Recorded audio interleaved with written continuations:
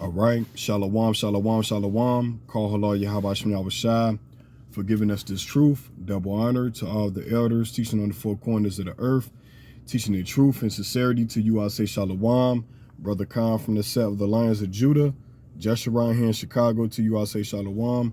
Coming at y'all with another video through the spirit and power of Yahweh Shem Yahushai. The title of this video is going to be titled, If the Gentiles Can Be Saved, What Will Their Spot Be in the Kingdom of Heaven? Starting off in the book of Joshua, chapter 1, verse 8, and it reads, This book of the law shall not depart out of thy mouth, but thou shalt meditate therein day and night, that thou mayest observe to do according to all that is written therein. For then thou shalt make thy way prosperous. All right, so we supposed to meditate in the law day and night, man, because according to the scriptures, the law endureth forever. Now, we know that we are under grace, but we are to do and keep the laws to the best of our ability.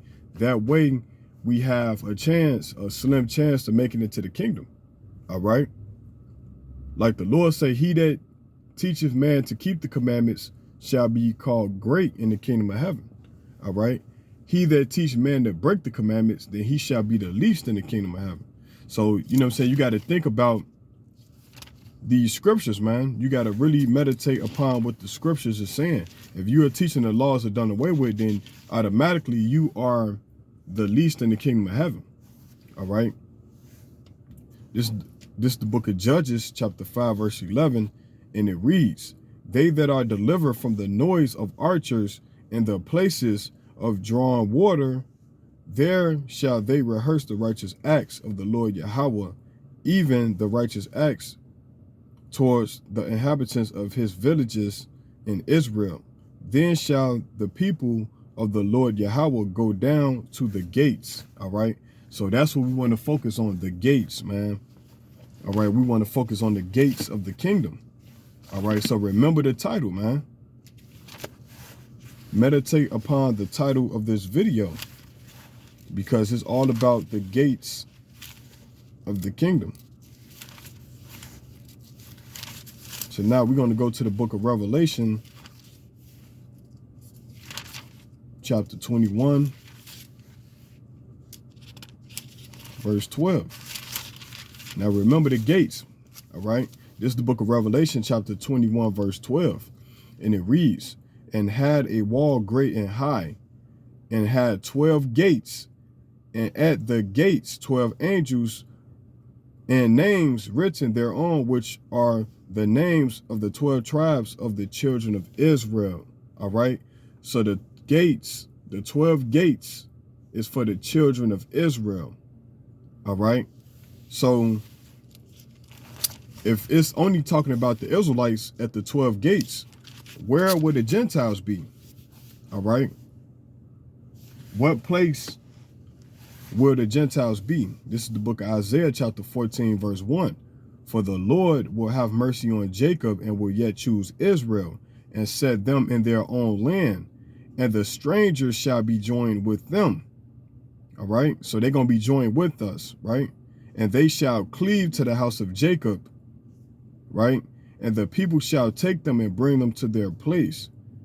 And the house of Israel shall possess them in the land of the Lord for servants and handmaids, and they shall take them captives, whose captives they were, and they shall rule over their oppressors, man. So the other nations is going into captivity.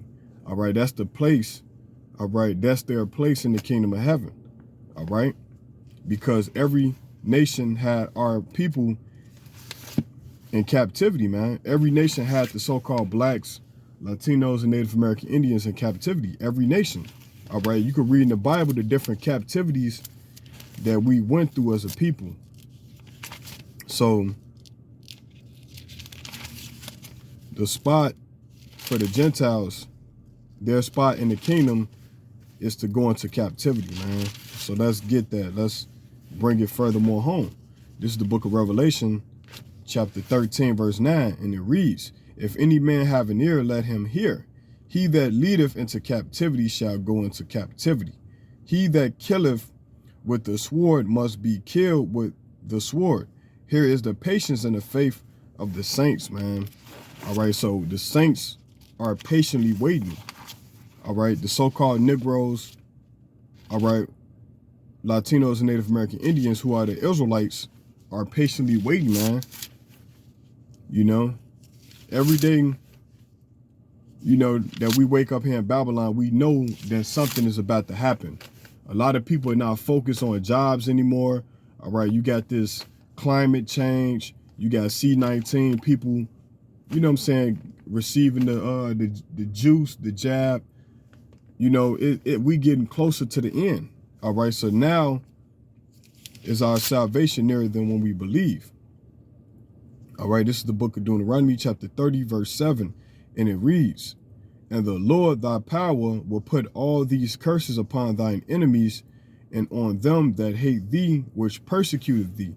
Right, so all the curses that we had to endure, all right, the other nations is going to go through them same curses, man. All right, that's what the scriptures is saying, man. So now we're going to go to the Apocrypha, all right, Second Esdras,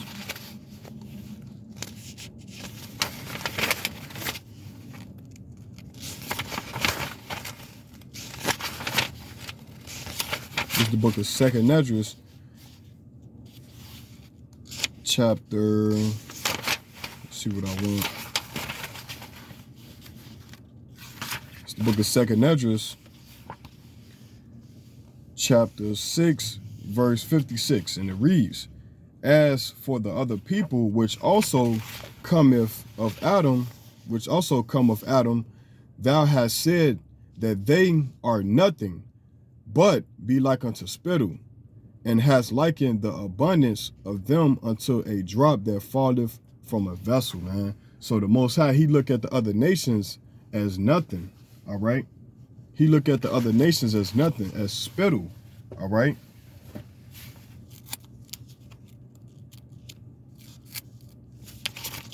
All right, so we're going to go to the book of Deuteronomy,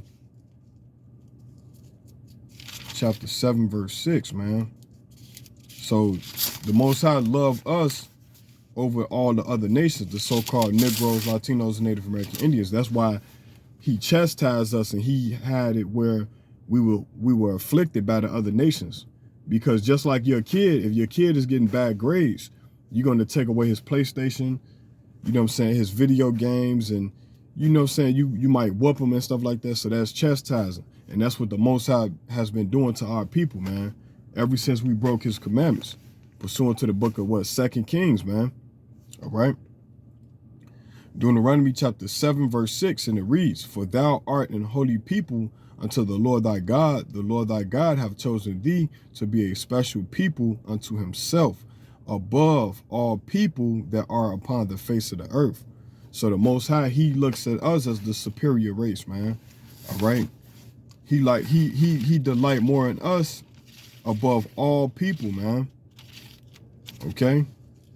So this Bible is only to the Israelites, man. All right. The Bible is only to the Israelites, the 12 tribes of Israel. Nobody else. Christ is coming back for the 12 tribes of Israel.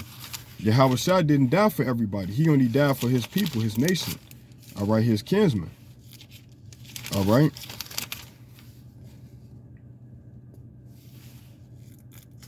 And even 2/3 of our people ain't gonna make it. This is the book of 1 Peter, chapter 2, verse 9. And it reads, "But ye are a chosen generation, a royal priesthood, and holy nation, a peculiar people, that ye should shew forth the praises of him who have called you out of the darkness into the marvelous light." Let me read that again. 1 Peter chapter 2, verse 9.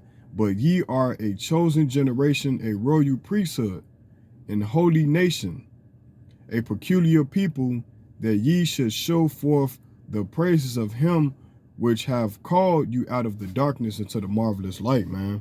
All right, so the Most High called us into this truth, man. All right, so the kingdom of heaven is only for the 12 tribes of Israel, you so-called blacks, Latinos, and Native American Indians. And if any Gentile or any 2/3 Israelite try to come up any other way, All right, he is a thief and a robber, man, pursuant to the book of John. All right. So with that, I hope this video was edifying through the spirit and power of Yahweh Shem Yahushua. To you, I'll say shalom.